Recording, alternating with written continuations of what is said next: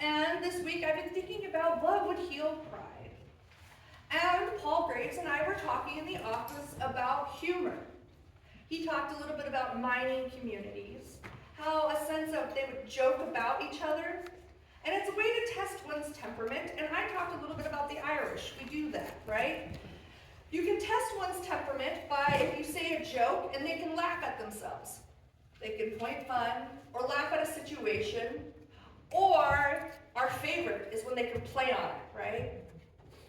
And we talked about this is a way of testing community. And we live in this world where there's bullying and there's meanness all around. But nothing is simple. There is a sense of joy and community when you can laugh at oneself, when you can say, oh, I did it again. And you can have fun. Well, this last week, I went with a group of Methodist clergy from all over Washington and Idaho, and we went with our bishop, and we went with some laity, so whenever these happen, you're welcome to come with us. And we went to the Yakima Reservation. Anybody ever been to the Yakima Reservation? Yeah? Well, we went with the Yakima Reservation, and there on the reservation, there was a leader named Corey. And Corey was a tribal member of another band, but he was married to a Yakima wife, and he leads this Methodist program called Mending Wings. Anybody ever hear of Mending Wings? It's this really cool program where they teach kids who are all over, Methodist kids, their friends, and they take them to the Yakima Reservation with the Yakima kids. And they spend a whole week learning about the tribe and then working with tribal members. And so we got kind of a mini version of what the young people are doing, because our goal is that by Mending Wings, by developing true relationships, we can begin to have reconciliation or conciliation. So we went there, and all of us pastors and clergy got a little example, and Corey was telling jokes. Now, I don't know if you know a lot of pastors, but not all pastors like to tell jokes. Some can be very staunch and very quiet and very much, that way.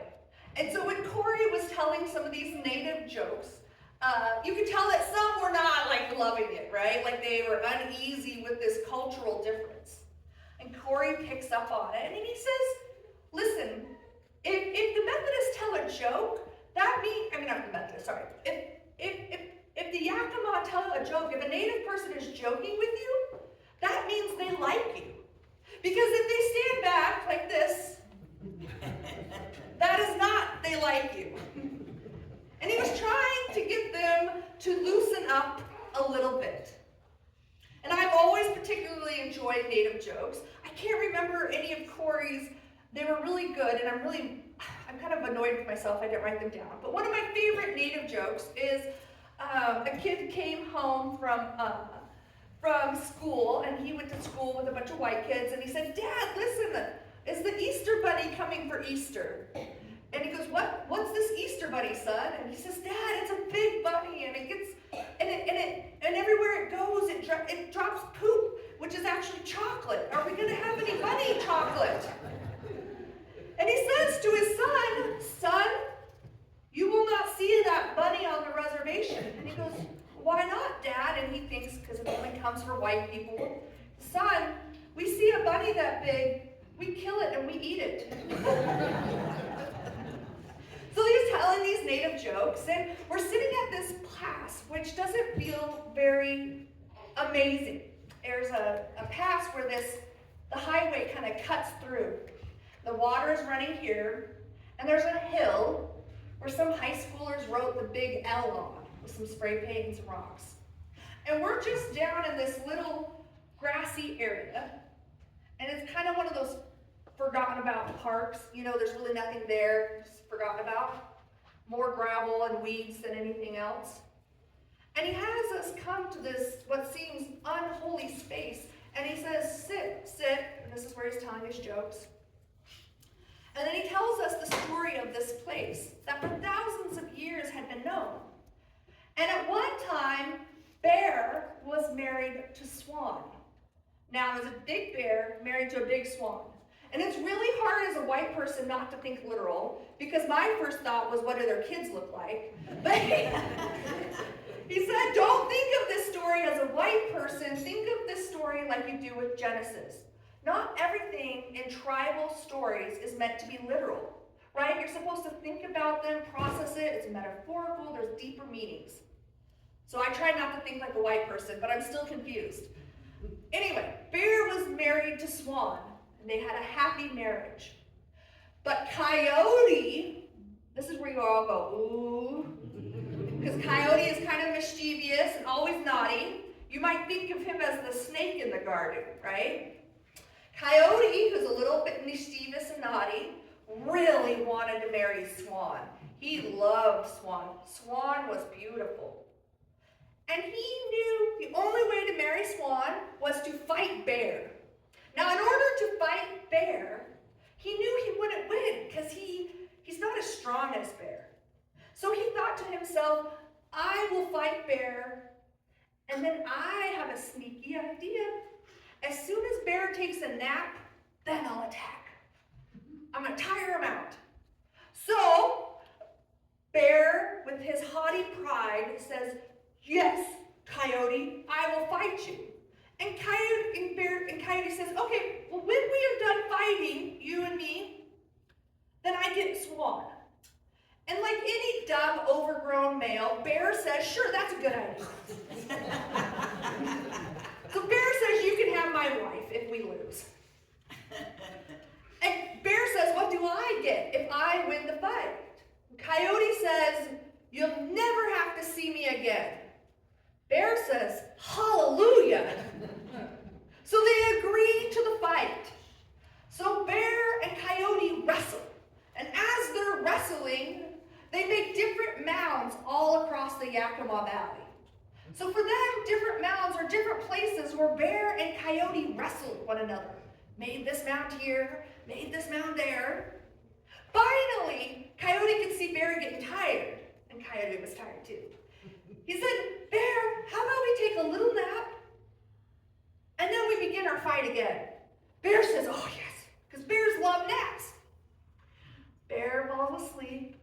Coyote listens for Bear's snoring. Coyote knows Bear is asleep. So Coyote sneaks up on Bear, bites at him and eats him and throws Bear's entrails everywhere. And so the valley began to have some things around. And the leftover part of Bear becomes the hill. And they call it Bear Hill, which sadly now a highway runs through, and the high schoolers write the letter L on. But Bear is that hill. Now Swan comes over. Bear, where are you? And sees this horribleness. And Coyote says, I beat Bear. You're now my wife. You women, would you listen to Coyote? No. Swan cries and she cries. And her tears begin to become the gorge in the water, the Yakima water. And they were her tears and her sadness and her loss. And eventually, she dissolved into the water. Now, Coyote, so you know the gorge and the water, that's her tears. You know the local tradition from the Yakima, or Yakima's understanding. Something interesting about their story is very interesting to our Genesis story. What happened to Coyote? Well, he's still scurrying around creating problems. What does that sound like in our Genesis story? That darn snake still scurrying around causing problems. And it's a beautiful story because it talked, I was so thankful for it, to be honest, because it was a busy week and I didn't do my normal research. But I was thankful because it was a story of pride, right? And in many ways in the Garden of Eve, she had pride. She wanted to be smart like God. How many times in life do we have pride and we want to be like somebody else who's better or powerful? Eve wanted that, and so she goes into the garden and eats the forbidden fruit. Coyote wanted Swan, wanted the beautiful wife. Bear just wanted he just wanted to enjoy his beautiful wife and get rid of the annoying people. Both were prideful. I kind of prefer the Native American version because instead of the women getting the blame for eating the apple, it's the men. I think they have the story right. But this is their Genesis story, and it's somewhat very similar. And it's not so much this or that that's similar. Oh, I loved a baby listening. It's not this or that that's right or wrong. It's the symbolism, the part of the story that we recognize. That there's a part in each of us that is prideful. A part in each of us where we want to be better than somebody else. A part in us where we want to have what our neighbors have. And if we're being truly honest, there's a part of us that's sneaky like coyote, right? We think if we lie or we sneak around or we take a short path, we'll get what we want. But does that really bring happiness? No. So we go on to our next site with Yakima tribe, and we go to a place where the original chief of that land had given some land to some Catholics because he wanted to learn the Jesus way. And you can read all the history books. And so the bus of pastors and clergy was like actually two big buses were bouncing along. And I will admit, these are big yellow buses. I don't recommend riding in a school bus as an adult. It is not, those seats are not made for anybody over 60 pounds. They are bumpy, and on the reservation, the roads are not great, so it's like bum, bum, bum, bum. And they pack the bus, so you're sitting next to all these pastors, and what do pastors bring on a trip to a reservation? Books. Lots of books. And I was no better. I brought 2 books and a laptop. Because that's what white people bring when we're going to learn something. Which we didn't really have time to pull out. So we're traveling on this bus with these pastors and these books. And then we make it to the next site, which was a land that was originally given to the Catholics to kind of learn from them. Who is this Jesus? Who is this Creator's way? And after the original chief learned, he said, oh, I want to be baptized. I want to learn from this Larian. And the priests say, good, we're ready to baptize you, but you have to pick one wife. He had 4. He said, no, I can't choose one wife. That would put my wife in the street. That would dishonor them.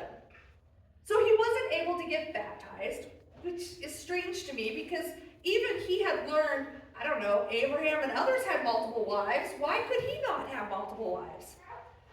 But he doesn't get baptized. But the irony is that his wives did get baptized.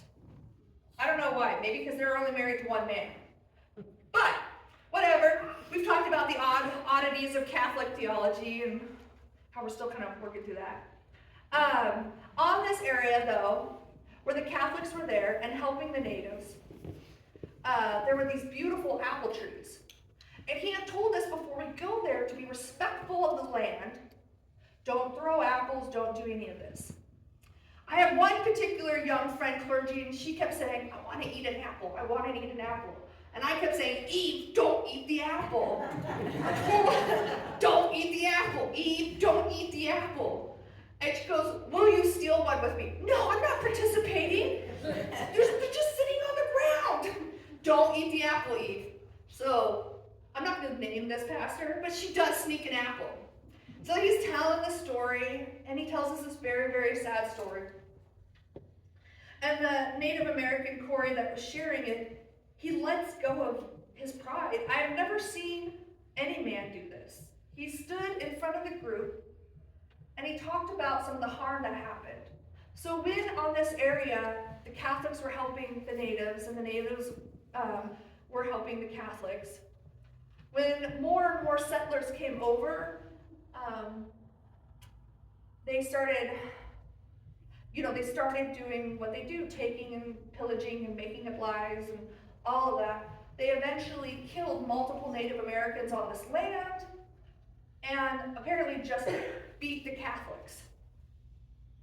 And it was a sad and kind of place along the water. And he tells this story of sadness and grief. So when we look at places or spaces around Yakima, oftentimes we just see a hill or an apple tree or a place that's sad. but they have trauma that has continued on in their stories. And every now and then a farmer will find a cannon. Ever know about this? Apparently, when indigenous people would win a battle and take a cannon, because they couldn't operate the cannon, they didn't want the white people to find it, so they buried cannons. So every now and then in Yakima area, a farmer will come across a cannon.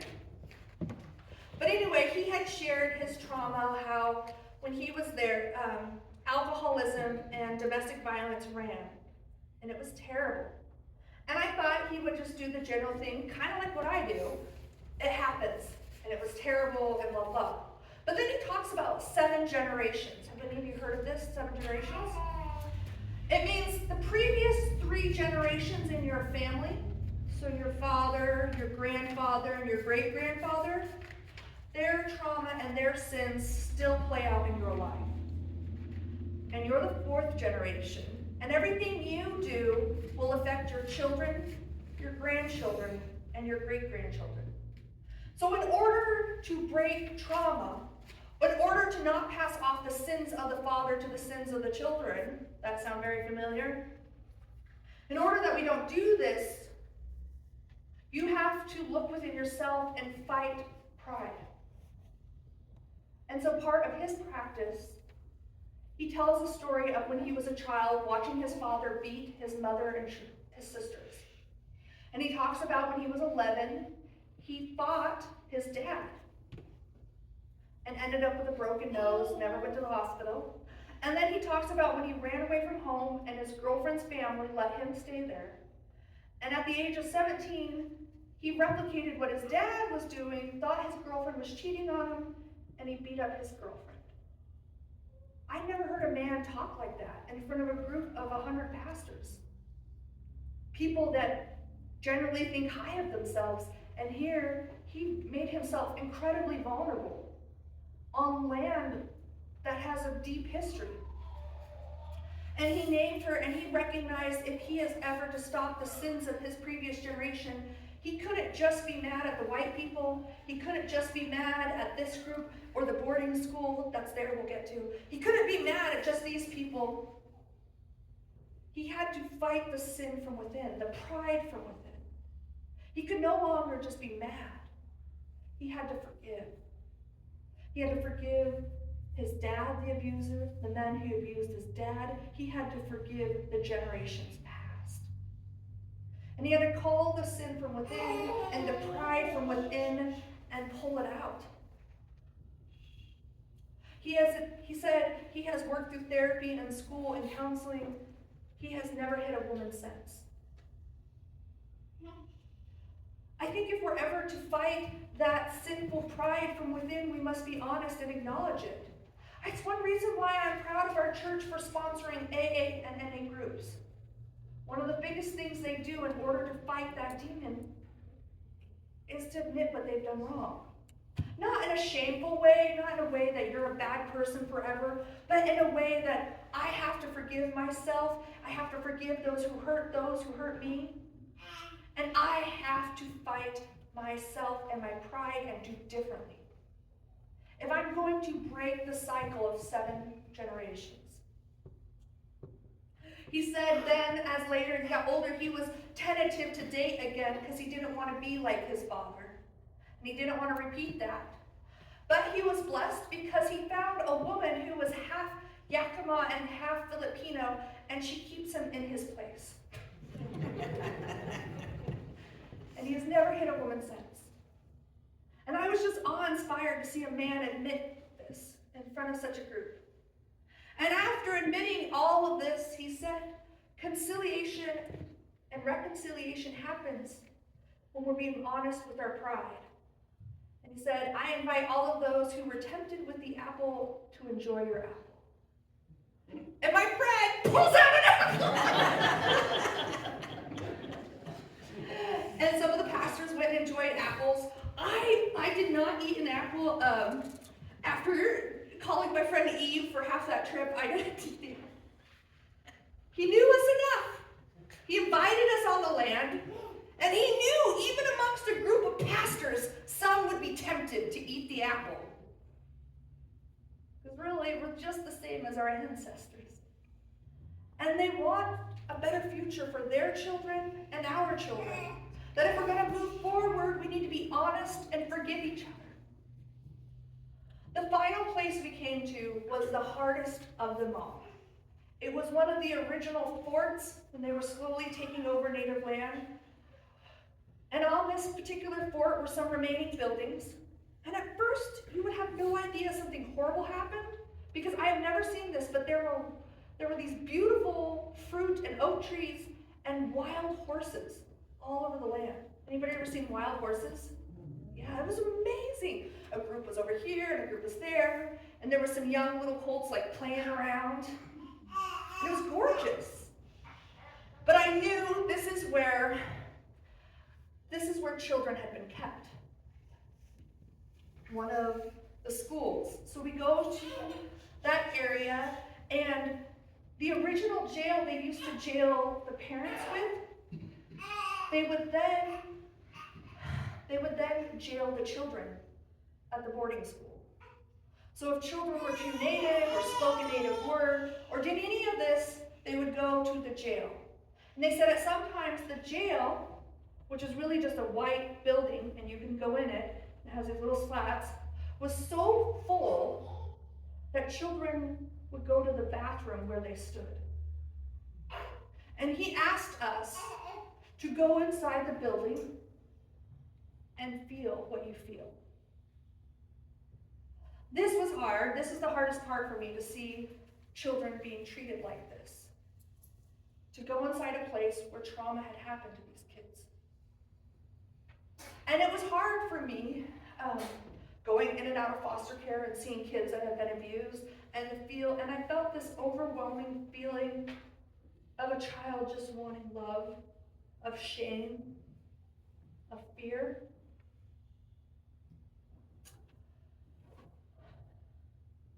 So as we're leaving, and I'm trying not to think too much because I've already cried enough, and if any of you are like me and you cry too much, you get a headache. We have a long, bumpy school ride back, and now I've been crying and I have a headache. I'm trying to present some time to process. One of my other friends, not the apple thief, you could tell she was struggling to kind of gain emotion back, kind of pull it back together. And she was talking about churches, and she serves 2 churches, and she said, you know what I'd love to do is do cat church. I go, cat church? What's that? She said, we could do a church service and have cats that need to be adopted walk all over people, and if they want a cat, they can keep one. So then the back of the bus began talking about cat church. Because truthfully, it hurt too much to think about the children that we hurt and the families. Corey had said to us, this wasn't something that happened long ago. This was something that happened to my wife's grandmother. These boarding schools are fairly recent.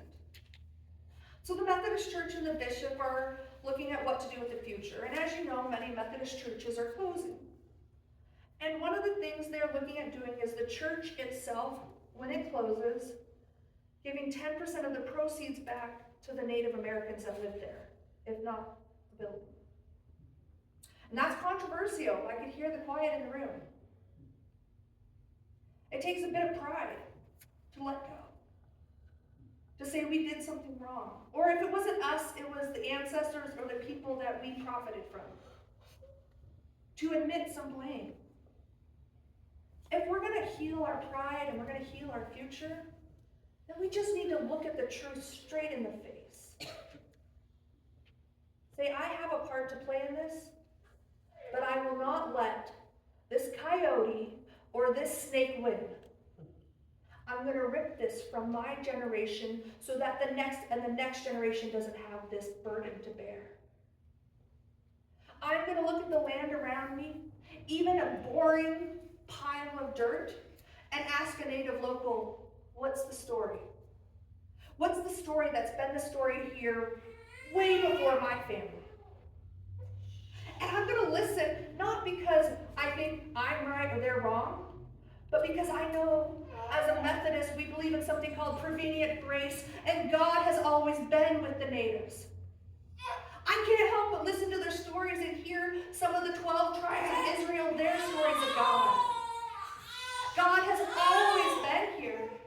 God will always be here. The question is, what will you do with the time you have here? Are you going to call out your pride? Work with it? Admit it publicly to people that you struggle with, that you know stole an apple from you?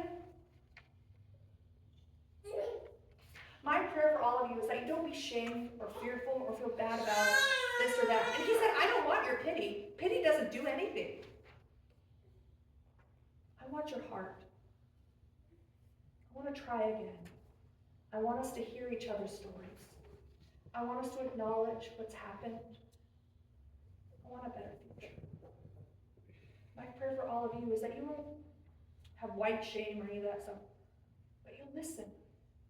Open a book, hear a story. Look around, ask, what does that peninsula mean to the natives? What's the story behind there? Love. Love means listening. Loving yourself means not letting pride win. Amen?